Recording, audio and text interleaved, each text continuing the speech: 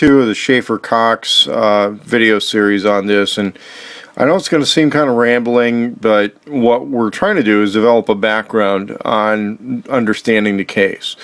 Shaeffer Cox was a political activist, a relatively conservative Tea Party style political activist in Alaska who was apparently well versed in the sovereign citizen movement, although it's difficult to say how closely he was involved with it from the standpoint that he seemed to speak at their stuff, but there's a lot of times there's not an official business card or ID card or passport for saying yes, or a tattoo, for saying somebody says yes, I'm a sovereign citizen or not. Obviously, there were some people who claimed that during the case that it would be a usable defense, that he could maybe claim sovereign citizen and get out from under the charges, and that wasn't going to work that way, obviously. What it does look like, though, is he was right about the government having been after him for quite a while. And it appears to me they were after him because of things he said at his public speeches, which to me were, speaking for the sake of speaking. I don't see a whole lot with it that just seemed like, angry guy waving guns, he's going to go shoot somebody. I don't see it in there. I don't see that going on with this guy. But apparently somebody close to him, was talking about him, and that's what was going on. And then what happened was the government would look into his life, if there was any sort of interaction with the state police, with anything like that. Apparently that was taken with, the maximum level of criminal interpretation that could happen. And I would have to remind somebody that this isn't really a new thing. I mean, this has been done before. Here, we look at COINTELPRO. COINTELPRO was a, 60s and 70s things, but COINTELPRO never fully went away. And a lot of people associated with the American Indian movement, with the Black Panthers, with some other groups, all had to contend with COINTELPRO. And one of the things that happened with a lot of those people, let's say on the fringe left, having dealt with COINTELPRO, is that when they ascended to power in this country, they were very, very well versed in the method and practice of COINTELPRO type operations, and they put them to work right away. I've seen this personally with a lot of people, a lot of cases, where from the Clinton Justice Department and Janet Reno and the Eric Holder Justice Department, I would say actually to a lesser degree than the Clinton Justice Department did, put COINTELPRO fully into operation. The Obama Holder Justice Department, I would say, has actually been less severe about it than the Clintons were. But we also have to realize that Hillary Clinton's still around, and she still calls a lot of shots, although it's arguable whether or not she calls shots of the Justice Department. It does show that the Democratic Party machinery, which is very well versed in all the methods and practices of COINTELPRO, went to work on Shaeffer Cox. I see that from the commentary about him. I see it from every single plausible Democratic circle that had anything to say about Shaeffer Cox. Interestingly, unlike with the Houthari, the Arabs, the Muslims had nothing to say about him, good or bad. The neo-Nazis really had little or nothing to say about him, good or bad. JDL had nothing good or bad, really. They didn't really have a lot of commentary about him. It was, generally speaking, going to be people who wanted to attack Sarah Palin by extension, or the Democratic Party. And that's why I have to look at this situation and consider Shaeffer Cox and the case against Shaeffer Cox to have been predominantly politically motivated by the Democratic Party. And the conflict that he had with the government at the level beyond, let's say, people giving speeches and making comments against each other, had to do with armed government agents being confrontational with him in his household, working very hard to criminalize his actions. And some sort of a core group had formed around him of other people who felt they had been oppressed or suppressed or pursued by the government wrongfully one way or another. And in every single case with those other people, what we see is that they felt they had no redress through the legal system. They didn't have attorneys or couldn't afford attorneys. Here we're looking at a lot of these other people. Apparently they all had stories to tell about somebody going after them for taxes, for land, you know, a lot of that kind of stuff. But Shaeffer Cox was kind of the spokesman for the group. Whether or not he was a leader would be a little bit questionable, because he had no military experience. The way he comes across in the videos and in a lot of pictures, a lot of the military people kind of look at him and think, no, I wouldn't follow this guy to a French whorehouse. I mean, they just don't.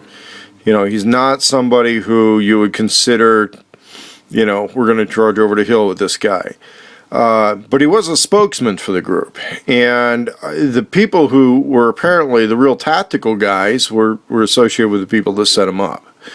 And that's one of the things that I'm recognizing in this, is that they wanted to elevate their status with the federal government as government informants, and they helped set this guy up because he was a spokesman for the group. I really don't see him as a military or paramilitary leader, not with a lack of, you know, the guy had no tactical credentials at all, no military credentials at all. And so what's happening is another group of supporters have gotten involved in this case. They have a website. It's called Exonerate Shaeffer Cox. I'm going to put a link to it in my video description, and I'm going to put a link to it in each one of these things. There's a lot of material on this guy, but as I wade through it, I'm just, you know, I found one thing. They had pictures of some weapons that supposedly some undercover people provided. I'm seeing what looks like, you know, some kind of a uniform thing here. You know, no web gear, no weapons, no, you know, I got a bunch of smiling guys. I don't know what that, you know, it just doesn't seem to be in the league of what we would look at as an incredibly dangerous paramilitary group. We see Sarah Palin with, you know, probably one of the campaign pictures, but you know, it looks like somebody prosecuted Shaeffer Cox in order to get at Sarah Palin. That's what I'm really looking at here. These weapons apparently provided by undercover government operatives.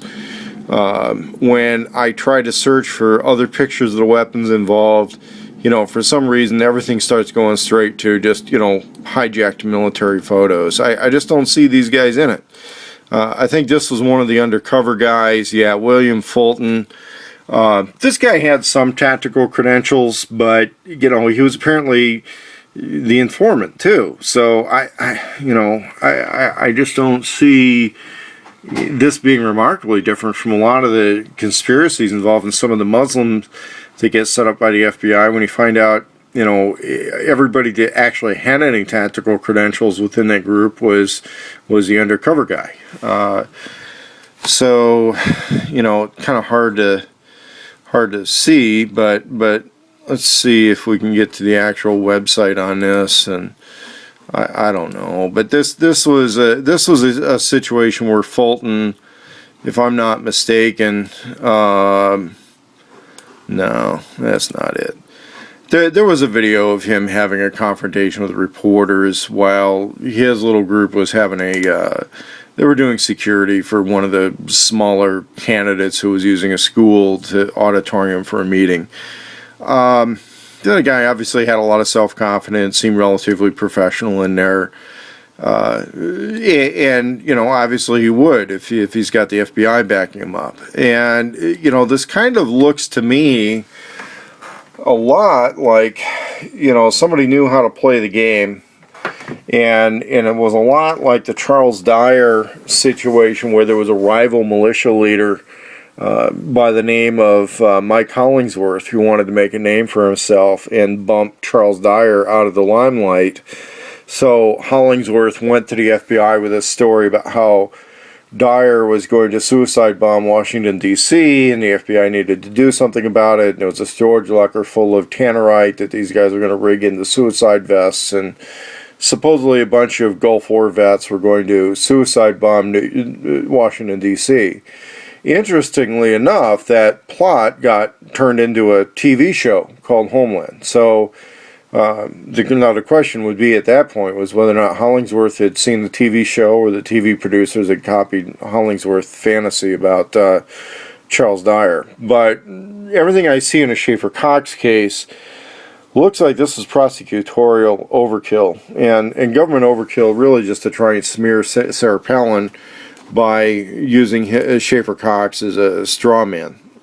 So I'm going to upload a video. Hopefully it makes sense to some people. But I would suggest kind of taking a look at the case yourself and seeing what you think. Again, I'm going to have the links to the Exonerate website. They're trying to raise money for them, and they haven't raised a lot. But I think we need to pay a little bit more attention to this case. I'm kind of sorry I didn't pay much to it ahead of time, but it was really complex, and I was kind of busy with other stuff while a lot of this was going on, and I had no contact with any of the principal people. Shaeffer Cox right now is being kept at the Marion lockdown facility. That's not a pretty prison. Okay, it's basically the equivalent of Guantanamo Bay. And apparently they've had very little. They've had very little contact with the outside world. There's a couple other famous prisoners there who are kept there, but interestingly enough, some of the kinds of people who are not kept there would be like Leonard Peltier or one of the black militant guys that shot a cop, Mumia al-Jamal, something like that. I don't think he's out there anymore. But anyway, it's obvious the government really wanted to shut Shaeffer Cox up, and that's what this case is about, I think. And I'm going to welcome comment on this. I'll probably make another synopsis video in a not-so-distant future. But I'd like to open up the dialogue and kind of see what some people among my viewership think about this.